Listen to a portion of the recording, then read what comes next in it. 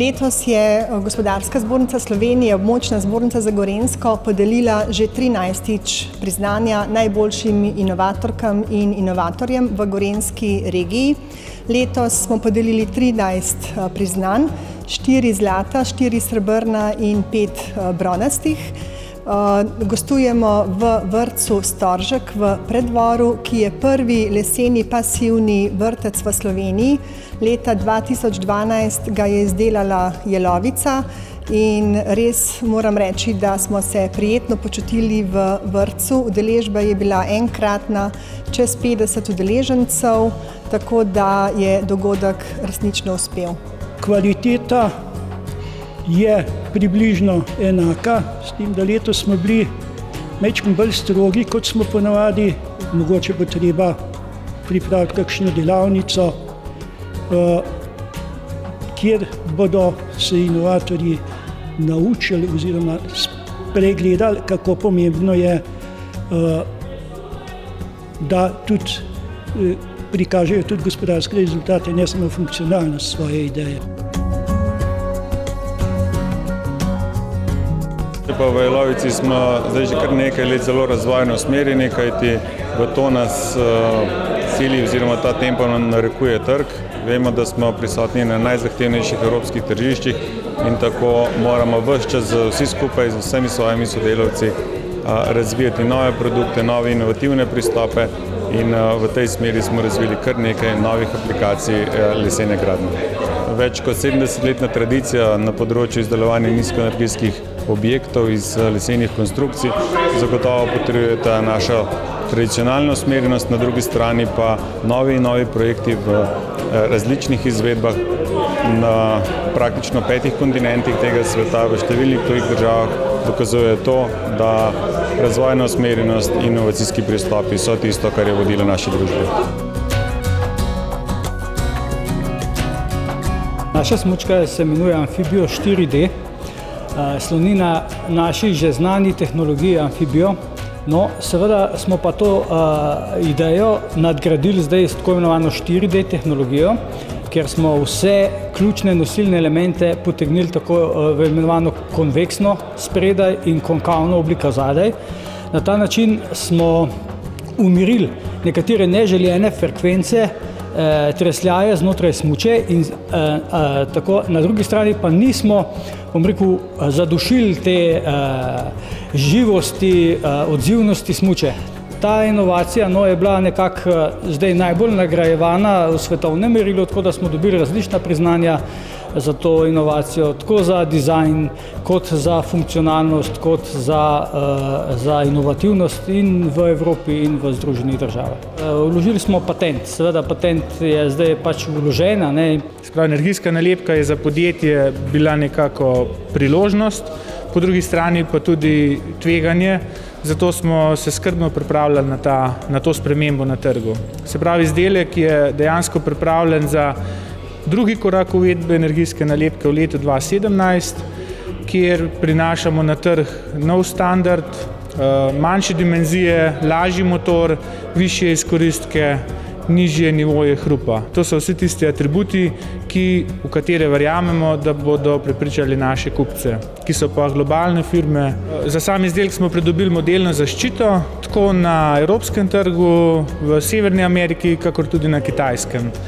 Za nas je modelna zaščita ali pa zaščita oblike zelo pomembna, kajti naši kupci prepoznavajo naše izdelke po najprej po zunanjosti, seveda po blagovni znamki, ki je uveljavljena, ampak naslednji korak je pa že te prepoznavne oblike in to smo pač hoteli tudi zaščititi. V bistvu mi zelo tesno sodelujemo z našimi kupci in te kupci nas v bistvu včasih tudi prosilijo, da naredimo kakšno stvar, ki drugače mogoče ne bi. Čisto novo odkrit, da smo to jeklo, ki se spada med ta jeklo, kot že prej povedano, ki se ne vlivajo po postopku kontinuiranega litja, v skupino teh jekel, ki se vlivajo po postopku kontinuiranega litja. Mi v bistvu ščitimo trenutno to kot poslovno skrivnost, kar bomo tudi zelo verjetno v bodoče delali, zaradi tega, ker nekako v metalurgiji je patentiranje redko primer zaščite nekega procesa, tako da ostajamo pri poslovni skrivnosti. Mi smo pravzaprav enkrat prišli do spoznanja, da en sam posameznik ni dovolj za neko inovacijo, ampak so potrebne različna znanja. Vsaka ideja se v bistvu sestavlja, se gradi iz gradnikov, a ne?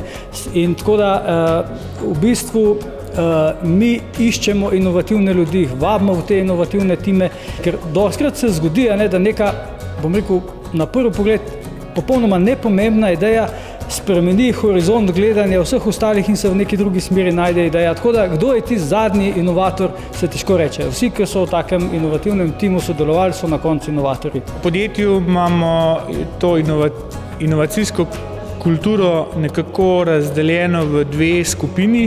Ena skupina je tista bolj množično spodbujanje manjših inovacij iz proizvodnih procesov ali pa procesov na splošno. Drug del te inovacijske kulture so pa tako imenovani razvojni projekti, kjer gremo pa bolj usmerjeno, bodisi iz teh trendov, ki jih pobiramo na trgu, bodisi na podlagi projektov, ki jih sklenemo skupaj s kupci. Ja, v projektih si pač zadamo izzive, cilje in iz tega nekako se tudi pričakuje določene inovacije, tako da tudi lahko rečemo, da v podjetju načrtujemo inovacije. V sami družbi imamo oddelek za zbiranje inovacij in v bistvu ki skrbi za to, da vse ideje, ki jih dobijo delavci med samim procesom ali pa zaposleni tudi drugje, kjer se te ideje zberajo, se ideje vrednotijo in se v bistvu tudi na podlagi tega, kako je ideja vrednotena, predlaga neka nagrada temu delavcu oziroma temu zaposlenemu. Pa tudi vsako leto se udeležujemo teh nagrad Gospodarske zbornice in pa podobnih dogodkov, ki nekako prepoznavajo inovacije v sami regiji. Dobre lastnosti inovatorjev so, da najprej nimajo delovnega časa, da se jim dostikrat zgodi, da zaradi nekega problema ne morejo spati, pa imajo zraven omarice svoje nočne kakšen listek. Enostavno inovator ne more delati 8 ur pa iti iz službe, ampak na nek način nosi svoj problem s sabo, dokler ne najde rešitve. Ja, predvsem odprtost, timsko delo, se pravi inovacija danes ni več rezultat enega samega človeka, se pravi odprtost, sprejemanja, poslušanja, dajanja navodil, idej, timsko delo. Jaz bi predvsem rekel, da se zna povezovati z drugimi, se pravi in z tistimi, ki so na istem nivoju kot on, se pravi recimo v razvojno-raziskovalnem centru ali kakorkoli, in pa da zna svoje ideje dobro v bistvu kanalizirati v proizvodnost. Menim, da je v Sloveniji prisotno veliko znanja, veliko predvsem tehničnega znanja in odličnih rešitev. Največkrat težava nastopi pri vpeljavi rešitev v prakso potem, se pravi povezava med nekimi inovacijami in pa potem njihova uvedba v prakso. In verjetno bi morali poiskati tukaj prave mehanizme, da bi nam uspelo več tega spraviti praktično do končnih proizvodov namenjenih trgu. Vemo namreč skozi zgodovino, da smo Slovenci iznašli in razvili kar nekaj res svetovno uspešnih produktov, pa žal od tega v produkcijskem smislu nismo imeli nič.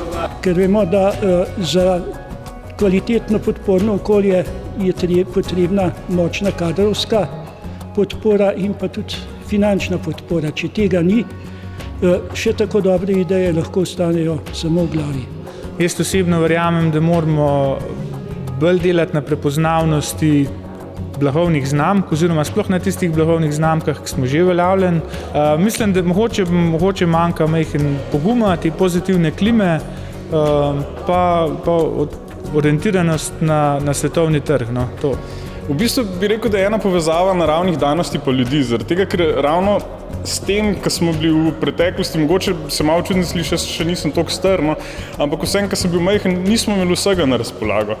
Se pravi, bilo veliko nekih stvari, ki smo si jih mogli sami izumiti, sami razviti, sami smo si izmislili kakšno stvar in smo si s tem ustvarjali, po mojem, en tak pameten background v bistvu za razvoj naprej. Čeprav jaz sem prepričan, da imamo potencijale, imamo ljudi, imamo znanje, Seveda je pa na strani vlade in se pravi, da najdejo nek ključ, kako to prebujati. In eden od takih pozitivnih dejavnikov je tudi tale nagrada na Gospodarski zbornici.